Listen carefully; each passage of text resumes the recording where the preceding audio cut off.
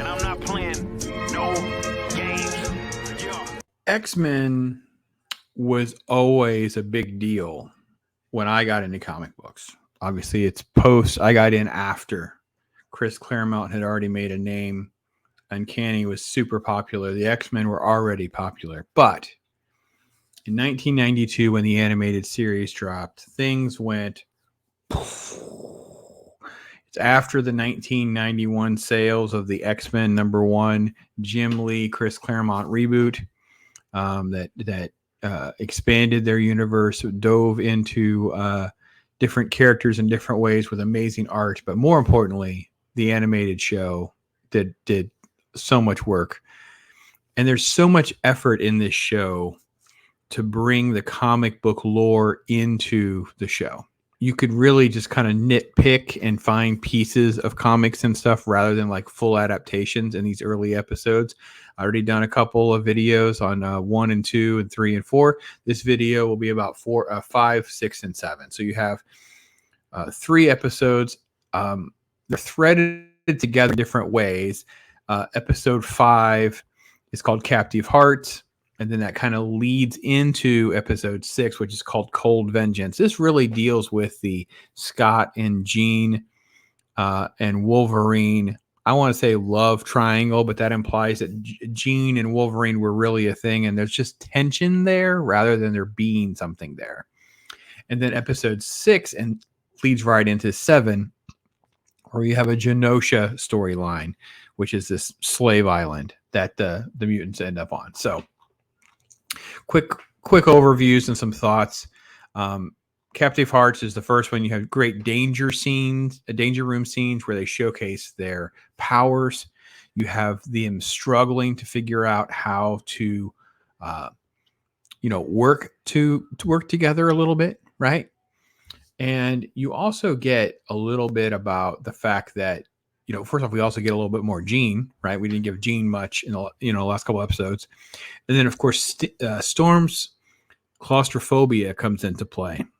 Now, in the last episode, we have Wolverine recovering, and the Jean flirtation kind of happens, but then Jean and Scott are on a date, and you end up with the Morlocks. Morlocks are these mutants that attack the humans, and Jean and Scott are trying to intervene, and of course, they end up going and finding Callisto, and Callisto is sort of their ruler, so to speak, basically in the subway. So talk about just literally a time machine metaphor with the Morlocks. It's fine, basically, right?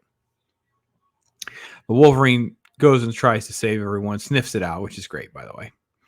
And there's plenty of other characters and Morlocks and things that kind of play in on all of this, and it is obviously a little on the weird side because you have strange mutants we don't know much about. So Anna Lee is kind of a strange one that kind of messes with Jean, and Jean's, saying mommy, it's kind of weird. There's weird things, right? Plague gets a hold of Gambit, you have hallucinations and things like that. But you ultimately showcase Storm being the kick butt leader that she is, triumphing over Callisto, and then basically saying the Morlocks are free. Now, when Scott and Jean come into play, Wolverine's gone, right? And that leads right into the next episode. Wolverine goes basically to the Great White North, and you have Sabretooth who's tracking. What's weird about the Sabretooth thing is, I don't remember this too much in the comic books that I remember reading. I'm kind of going to go back through the Wolverine series that started in 1988 to go back to that series. He sets like an explosion on, blows up a bridge, right? But they end up fighting. Logan survives. Sorry, I don't think he's called Logan much in this animated series or not. Anyway, Wolverine survives. He's floating away on an piece of ice. And you have sort of the other storyline that's kind of taking place with the Genosha thing. Now, the entire center of the story is about Wolverine and these villagers that, help him recoup. They're amazed because they don't understand what a mutant is. They see him recovering. Everyone is amazed at Wolverine's strength and abilities and those kinds of things. And one of the villagers is very jealous, right? And Sabretooth exploits that in a way to find out where the villagers are, captures them, basically tries to create an advantage to have over Wolverine, so they battle again. And this time, of course, Wolverine's victorious, the villagers are saved, and that kind of thing. when the episode ends with Genosha, you have sort of a battle with the Sentinels again, and you end up in episode 7 where you have these collars that restrain their powers. And there's a weird line that doesn't play out about like if you prevent their powers, it'll explode or something. But that's not how any of that actually happens in the episode. I don't know that I almost feel like I wanted to rewatch it just for that part, but it was at the very beginning of the episode. There was no reason to rewatch it just for this one line. But anyway, so Gambit, Storm, and Jubilee were allowed to go to Genosha. They'd gotten themselves captured, and it's all a scam. So now they're part of this slave island where there's all these mutants that are building this dam. And come to find out, the dam is meant to be a power source, basically hydroelectric power to work a machine that is basically a Sentinel manufacturing machine. It's this giant machine, and it's called the Master Mold, basically creating Sentinels, a self-contained replicator, basically, right? And they talk about tracking down mutants, and you have Henry Gyrich being brought in again. I really have to be honest. I don't know that I like this version of Henry Gyrich. He was with more in the Avengers and stuff. I don't remember him being with Trask and stuff and Bolivar. Trask in this whole Sentinel program, but I may be wrong in that. And we do get little snippets of other mutants, right? We see Blob and Sunfire, Thunderbird. Let's see, who else? Mystique is in one little shot.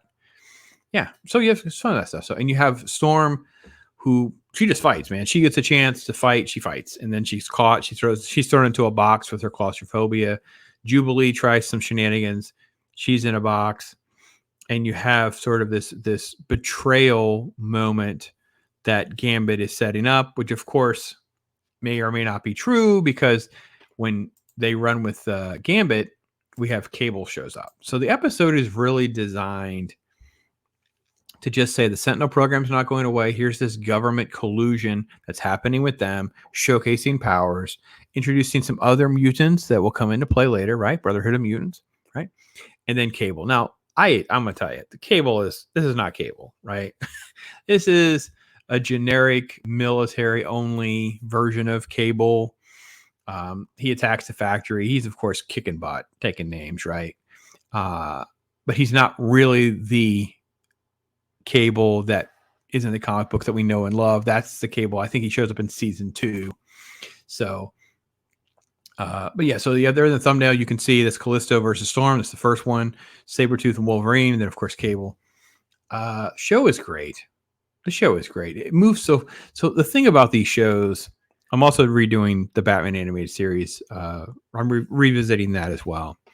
Is these short episodes have so much content in them. There's so much stuff happening with an ensemble. I say cast, obviously it's animated. Can't get writing like this. We can't get execution of storytelling like this. Now, I think the animation gets significantly better as X-Men goes on. The popularity goes through, the ratings start going crazy. They're selling action figures. They're merching it up like they're supposed to. Like, this is part of what you're doing back then in the 90s, which they don't do now, is they don't seem to ever want to tie things together. The entire premise of this show was to elevate all of this, right? To manufacture more interest, reach more kids who want action figures and comic books and more toys and this and this and this, right? Nowadays, you feel like none of this stuff is connected. It seems like that's been broken, and we don't seem like remotely interested in trying to bring that back together. So anyway, I'm going to be going on to some more episodes. I don't know if you guys have some favorites that you want to, you love. I love hearing from you, your thoughts. I'm enjoying this so much, and I sure hope you do too. So anyway, I'm Pops. Thank you so much. All I do is